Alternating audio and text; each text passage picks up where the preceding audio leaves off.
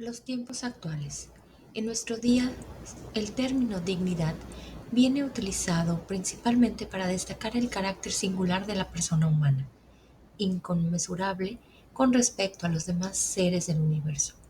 Dentro de este horizonte se entiende la forma en que se utiliza el término dignidad en la Declaración de las Naciones Unidas de 1948, donde se habla de la dignidad intrínseca y de los derechos iguales e inalienables de todos los miembros de la familia humana. Solo este carácter inalienable de la dignidad humana permite hablar de los derechos del hombre. Para aclarar aún más el concepto de dignidad, es importante señalar que la dignidad no es concedida a la persona por otros seres humanos sobre la base de determinados dones y cualidades, de modo que podría ser eventualmente retirada. Si la dignidad le fuese concedida a la persona por otros seres humanos, entonces se daría de manera condicional y alienable, y el significado mismo de la dignidad, por muy digno de gran respeto que sea, quedaría expuesto al riesgo de ser abolido. En realidad, la dignidad es intrínseca a la persona, no conferida a posteriori, previa a todo reconocimiento y no puede perderse. Por consiguiente, todos los seres humanos poseen la misma e intrínseca dignidad, independientemente del hecho sean o no capaces de expresarla adecuadamente. Por ello, el Concilio Vaticano II habla de la excelsa dignidad de la persona humana, de su superioridad sobre las cosas y de sus derechos y deberes universales e inviolables. Como recuerda el incipit de la Declaración Conciliar Dignitatis Humanae, los hombres de nuestro tiempo se hacen cada vez más conscientes de la dignidad de la persona humana y aumenta el número de aquellos que exigen que los hombres en su actuación gocen y usen del propio criterio y libertad responsables, guiados por una guiados por una conciencia del deber y no movidos por la coacción. Esta libertad de pensamiento y de conciencia, tanto individual como comunitaria, está basada sobre el reconocimiento de la dignidad humana, tal como se la conoce por la palabra revelada de Dios y por la misma razón natural. El mismo magisterio eclesial ha madurado cada vez más con plenitud el significado de esta dignidad, junto con las exigencias e implicaciones relacionadas con ella, llegando a la comprensión de que la dignidad de todo ser humano es tal más allá de toda circunstancia. Número 2. La Iglesia anuncia, promueve y se hace garante de la dignidad humana. La Iglesia proclama la dignidad de todos los seres humanos, independientemente de su condición de vida o de su calidad. Este anuncio se apoya sobre una triple convicción que, a la luz de la fe cristiana, confiere un mayor valor inconmensurable a la dignidad humana y refuerza sus exigencias intrínsecas. Una imagen de Dios indeleble. Antes que nada, según la revelación, la dignidad del ser humano proviene del amor de su Creador, que ha impreso en él los rasgos indelebles de su imagen, llamándolo a conocerlo, a amarlo y a vivir en una relación de alianza con Dios mismo y de fraternidad, justicia y paz con todos los demás hombres y mujeres. En esta visión, la dignidad se refiere no solo al alma, sino a la persona como unidad inseparable y por tanto también inherente a su cuerpo, que a su manera participa del ser imagen de Dios de la persona humana y está llamado también a compartir la gloria del alma en la bienaventuranza divina. Cristo eleva la dignidad del hombre. Una segunda convicción procede del hecho que la dignidad de la persona humana se reveló en su plenitud cuando el Padre envió a su Hijo, que asumió plenamente la existencia humana. El Hijo de Dios, en el misterio de la Encarnación, confirmó la dignidad del cuerpo y del alma que constituyen el ser humano. Así, al unirse en cierto modo a cada ser humano por su encarnación, Jesucristo confirmó que todo ser humano posee una dignidad inestimable por el mero hecho de pertenecer a la comunidad humana y que esta dignidad no puede perderse jamás. proclamando que el reino de Dios pertenece a los pobres, a los humildes, a quienes son despreciados, a los que sufren en el cuerpo y en el espíritu, curando todo tipo de enfermedades y dolencias, incluso las más deshumanizadoras como la lepra, afirmando que lo que se hace a estas personas se le hace a Él, porque Él está presente en esas personas. Jesús aportó la gran novedad del reconocimiento de la dignidad de toda persona y también y sobre todo de aquellas personas que eran calificadas de indignas. Este nuevo principio de la historia humana por el que el ser humano es más digno de respeto y amor cuanto más débil, miserable y sufriente, hasta el punto de perder la propia figura humana, ha cambiado la faz del mundo, dando lugar a instituciones que se ocupan de personas en condiciones inhumanas, los neonatos abandonados, los huérfanos, los ancianos en soledad, los enfermos mentales, personas con enfermedades incurables o graves malformaciones y aquellos que viven en la calle. Una vocación a la plenitud de la dignidad. La tercera convicción, que se refiere al destino último del ser humano, tras la creación y la encarnación, la resurrección de Cristo nos revela un ulterior aspecto de la dignidad humana. En efecto, la razón más alta de la dignidad humana consiste en la vocación del hombre a la unión con Dios, destinada a durar por siempre. De este modo, la dignidad de la vida humana no solo está ligada a sus orígenes, a su procedencia divina, sino también a su fin, a su destino de comunión con Dios en su conocimiento y amor. A la luz de esta verdad, San Ireneo precisa y completa su exaltación del hombre. El hombre que vive es gloria de Dios, pero la vida del hombre consiste en la visión de Dios. Por consiguiente, la Iglesia cree y afirma que todos los seres humanos creados a imagen y semejanza de Dios y recreados en el Hijo hecho hombre, crucificado y resucitado, están llamados a crecer bajo la acción del Espíritu Santo para reflejar la gloria del Padre en aquella misma imagen, participando de la vida eterna. En efecto, la revelación manifiesta la dignidad de la persona humana en toda su amplitud. Un compromiso con la propia libertad.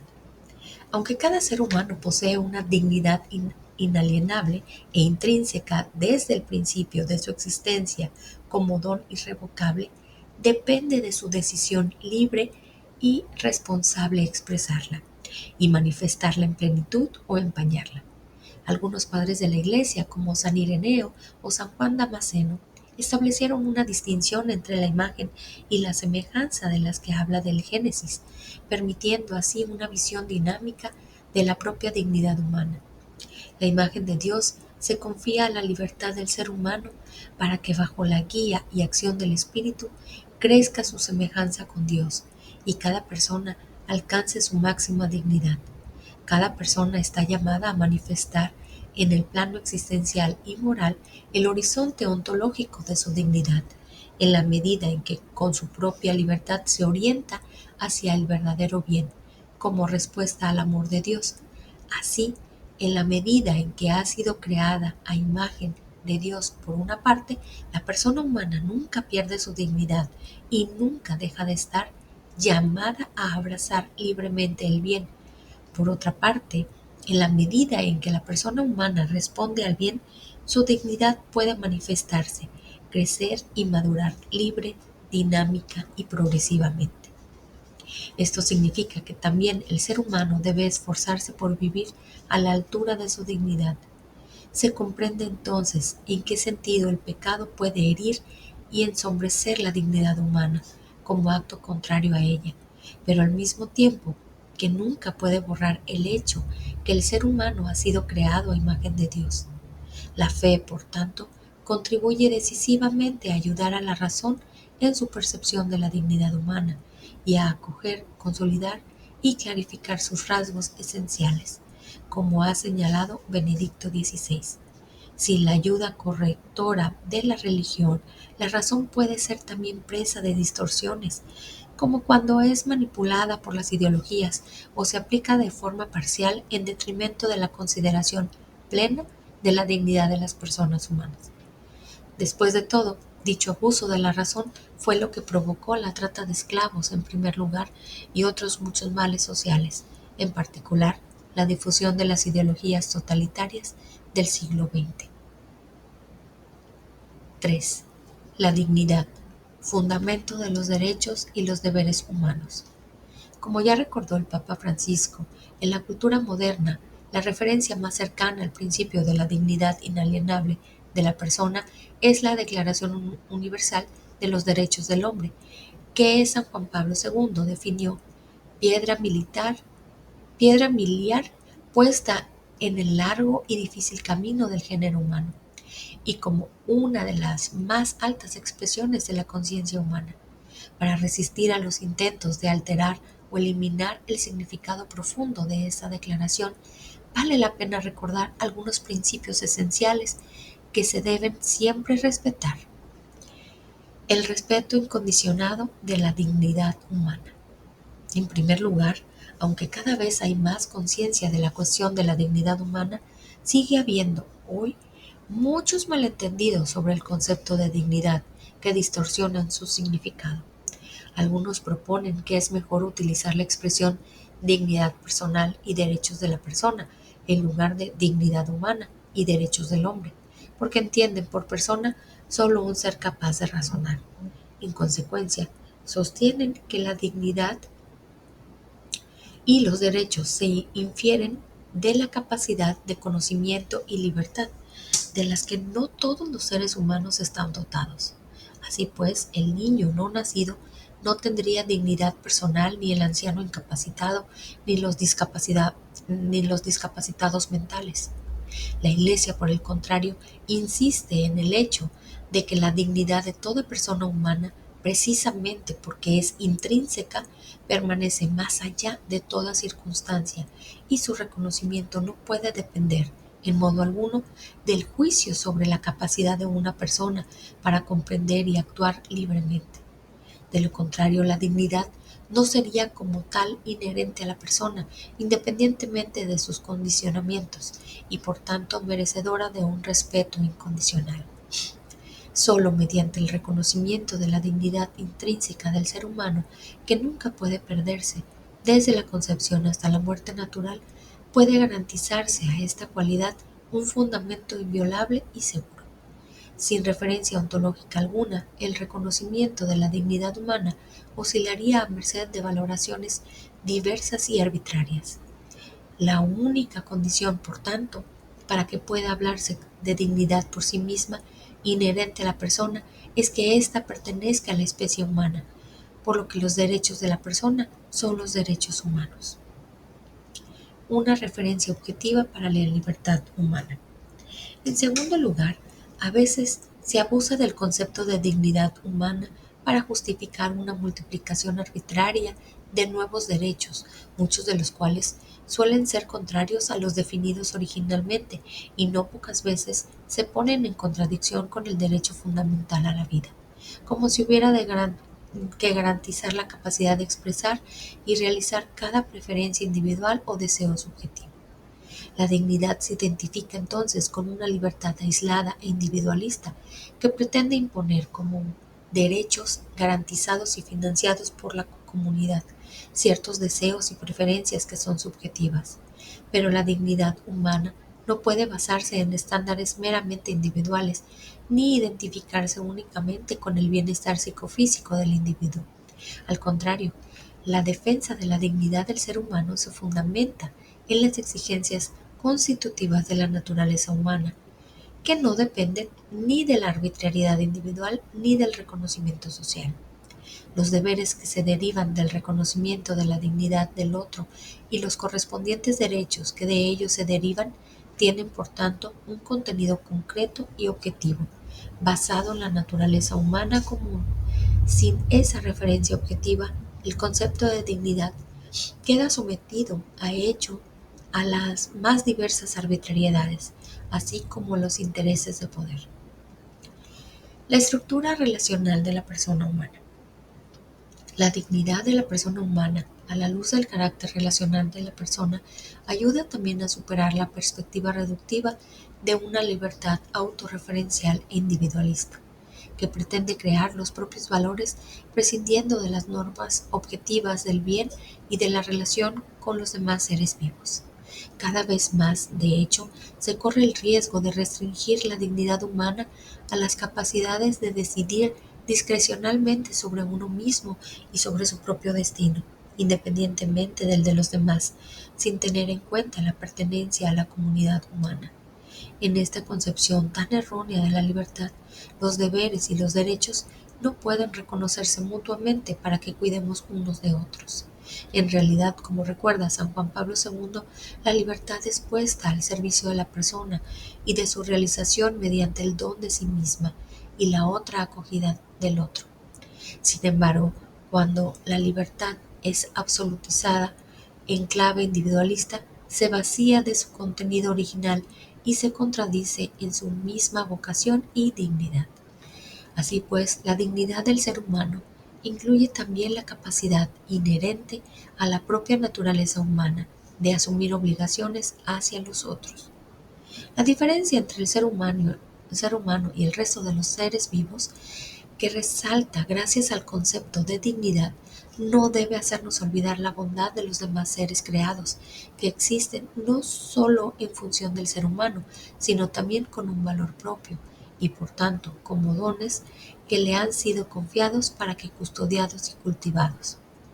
Así, mientras se reserva al ser humano el concepto de dignidad, se debe afirmar al mismo tiempo la bondad criatural del resto del cosmos.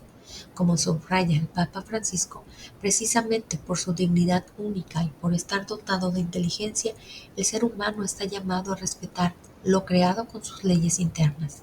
Toda criatura posee su bondad y su perfección propias. Las distintas criaturas, queridas en su ser propio, reflejan cada una a su manera un rayo de la sabiduría y de la bondad infinitas de Dios. Por esto, el hombre debe respetar la bondad propia de cada criatura para evitar un uso desordenado de las cosas. Todavía más, hoy nos vemos obligados a reconocer que solo es posible sostener un antropocentrismo situado, es decir, reconocer que la vida humana es incomprensible e insostenible sin las demás criaturas. Desde esta perspectiva, no es irrelevante para nosotros que desaparezcan tantas especies, que la crisis climática ponga en riesgo la vida de tantos seres. Pertenece, de hecho, a la dignidad del hombre el cuidado del ambiente, teniendo en cuenta en particular aquella ecología humana que preserva su misma existencia. La liberación del ser humano de condicionamientos morales y sociales. Estos requisitos previos, básicos, por muy necesarios que sean, no bastan para garantizar el crecimiento de una persona en coherencia con su dignidad, aun cuando Dios ha creado al hombre racional, confiriéndole la dignidad de una persona dotada de iniciativa y del dominio de sus actos. En vista del bien, el libre albedrío con frecuencia prefiere el mal al bien. Por eso la libertad humana necesita a su vez ser liberada. En la carta a los Gálatas, para la libertad nos ha liberado Cristo. Gálatas 5:1. San Pablo recuerda la tarea propia de cada cristiano, sobre cuyos hombros descansa una responsabilidad de liberación que se extiende al mundo entero. Se trata de una liberación que desde el corazón de cada persona está llamada a difundirse y a manifestar su fuerza humanizadora en todas las relaciones. La libertad es un don maravilloso de Dios, incluso cuando nos atrae con su gracia. Dios lo hace de tal manera que nuestra libertad nunca se ve violentada. Por eso sería un grave error pensar que lejos de Dios y de su ayuda podemos ser más libres y en consecuencia sentirnos más dignos. Desvinculada de su Creador, nuestra libertad solo puede debilitarse y oscurecerse. Lo mismo ocurre si la libertad se imagina como independiente de cualquier referencia que no sea ella misma y se percibe como una amenaza cualquier relación con una verdad precedente. Como consecuencia, también fracasará el respeto por la libertad y la dignidad de los demás. Así lo explicó el Papa Benedicto XVI. Una voluntad que se cree radicalmente incapaz de buscar la verdad y el bien, no tiene razones objetivas y motivos para obrar, sino aquellos que provienen de sus intereses momentáneos y pasajeros. No tiene una identidad de custodiar y construir a través de las opciones verdaderamente libres y conscientes. No puede, pues, reclamar el respeto por parte de otras voluntades, que también están desconectadas de su ser más profundo y que pueden hacer prevalecer otras razones o incluso ninguna razón. La ilusión de encontrar en el relativismo moral la clave para una pacífica convivencia es en realidad el origen de la división y negación de la dignidad de los seres humanos. Además, no sería realista afirmar una libertad abstracta, libre de cualquier condicionamiento, contexto o límite. Por el contrario, el recto ejercicio de la libertad personal exige unas determinadas condiciones de orden económico, social, jurídico, político y cultural que a menudo no se cumplen. En este sentido, podemos decir que unos son más libres que otros. El Papa Francisco se ha detenido especialmente en este punto.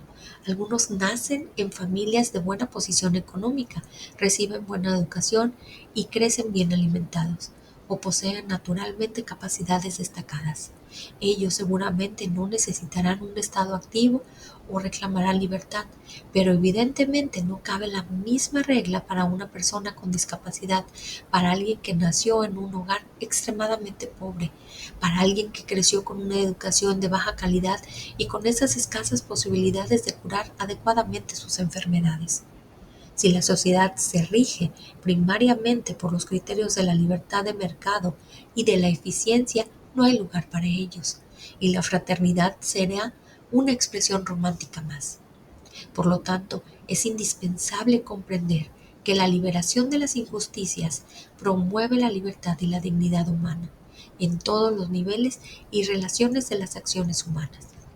Para que sea posible una auténtica libertad, tenemos que volver a llevar la dignidad humana al centro y que sobre ese pilar se construyan las estructuras sociales alternativas que necesitamos. Análogamente, la libertad se ve frecuentemente oscurecida por numerosos condicionamientos psicológicos, históricos, sociales, educativos y culturales. La libertad real e histórica siempre necesita ser liberada y se deberá también reafirmar el derecho fundamental a la libertad religiosa. Al mismo tiempo, es evidente que la historia de la humanidad muestra un progreso en la comprensión de la dignidad y la libertad de las personas, no sin sombras y peligros de involución. Testigo de ello es la creciente aspiración, también por influencia cristiana, que sigue siendo fermento e incluso en una sociedad cada vez más secularizada, a erradicar el racismo, la esclavitud y la marginación de mujeres, niños, enfermos y personas con discapacidad.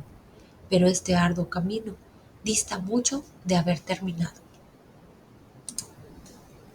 4. Algunas violaciones graves de la dignidad humana.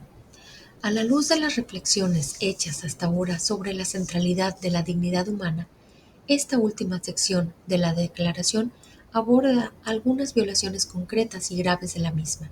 Lo hace con el espíritu propio del magisterio de la Iglesia, que ha encontrado su expresión plena en el magisterio de los últimos pontífices, como ya se ha recordado. Por ejemplo, el Papa Francisco, por una parte, no se cansa de pedir el respeto de la dignidad humana. Todo ser humano tiene derecho a vivir con dignidad y a desarrollarse íntegramente. De este derecho básico no puede ser negado por ningún país. Lo tiene aunque sea poco eficiente, aunque sea o haya nacido o crecido con limitaciones, porque eso no menoscaba su inmensa dignidad como una persona humana, que no se fundamenta en las circunstancias, sino en el valor de su ser. Cuando este principio elemental no queda a salvo, no hay futuro ni para la fraternidad ni para la sobrevivencia de la humanidad. Por otra parte, no deja nunca de señalar a todos las violaciones concretas de la dignidad humana en nuestro tiempo, llamando a todos y a cada uno a una sacudida de responsabilidad y de compromiso activo. Queriendo señalar algunas de las muchas violaciones de la dignidad humana en este nuestro mundo contemporáneo, podemos recordar lo que el Concilio Vaticano II enseñó a este respecto. Hay que reconocer que se opone a la dignidad humana cuanto atenta contra la vida, homicidios de cualquier clase, genocidios, aborto, eutanasia y el mismo suicidio deliberado.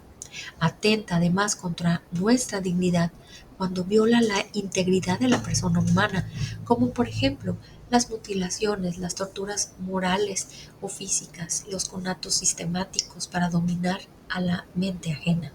Y finalmente, cuando ofende a la dignidad humana, como son las condiciones infrahumanas de vida, las detenciones arbitrarias, las deportaciones, la esclavitud, la prostitución, la trata de blancas, y de jóvenes, o las condiciones laborales degradantes que reducen al operario al rango de mero instrumento de lucro, sin respeto a la libertad y a la responsabilidad de la persona humana. Será necesario también mencionar aquí el tema de la pena de muerte. También esta última viola la dignidad inalienable de toda persona humana, más allá de cualquier circunstancia. Por el contrario, hay que reconocer que el firme rechazo de la pena de muerte muestra hasta qué punto es posible reconocer la inalienable dignidad de todo ser humano y aceptar que tenga un lugar en este universo, ya que si no se lo niego al peor de los criminales, no se lo negaré a nadie. Daré a todos la posibilidad de compartir conmigo este planeta a pesar de lo que pueda separarnos.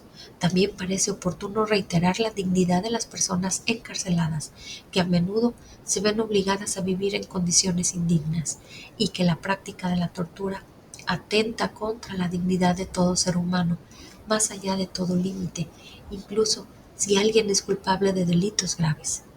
Sin pretender ser exhaustivos, a continuación llamamos la atención sobre algunas violaciones graves de la dignidad humana que son de especial actualidad. El drama de la pobreza. Uno de los fenómenos que más contribuye a negar la dignidad de tantos seres humanos es la pobreza extrema, ligada a la desigual distribución de la riqueza. Como ya fue subrayado por San Juan Pablo II, una de las mayores injusticias del mundo contemporáneo consiste precisamente en esto, en que son relativamente pocos los que poseen mucho y muchos los que no poseen casi nada. Es la injusticia de la mala distribución de los bienes y servicios destinados originariamente para todos. Además, sería ilusorio hacer una distinción superficial entre países ricos y países pobres. Benedicto XVI ya reconoció, de hecho, que la riqueza mundial crece en términos absolutos, pero aumenta también las desigualdades. En los países ricos, nuevas categorías sociales se empobrecen y nacen nuevas pobrezas. En las zonas más pobres, algunos grupos gozan de un tipo de superdesarrollo derrochador y consumista que contrasta de modo inaceptable con situaciones persistentes de miseria deshumanizadora. Se sigue produciendo el escándalo de las disparidades hirientes, donde la dignidad de los pobres es doblemente negada, tanto por la falta de recursos disponibles para satisfacer sus necesidades básicas, como por la indiferencia con que son tratados por quienes viven junto a ellos. Tanto el Papa Francisco aumentó la riqueza, pero con inequidad, y así lo que ocurre es que nacen nuevas pobrezas. Cuando dicen que el mundo moderno redujo la pobreza, lo hacen midiéndola con criterios de otras épocas, no comparables con la realidad actual. Como resultado, la pobreza se extiende de múltiples maneras, como la obsesión por reducir los costos laborales, que no advierten las graves consecuencias que esto ocasiona, porque el desempleo que se produce tiene como efecto directo expandir las fronteras de la pobreza. Entre estos destructores efectos del imperio del dinero, se debe reconocer que no existe peor pobreza que aquella que priva del trabajo y de la dignidad del trabajo. Si algunos nacen en un país o en una familia donde tienen menos oportunidades de desarrollo, hay que reconocer que esto está reñido con su dignidad, que es exactamente la misma que de quienes nacen en una familia o en un país rico. Todos somos responsables, aunque en diversos grados, de esta flagrante desigualdad.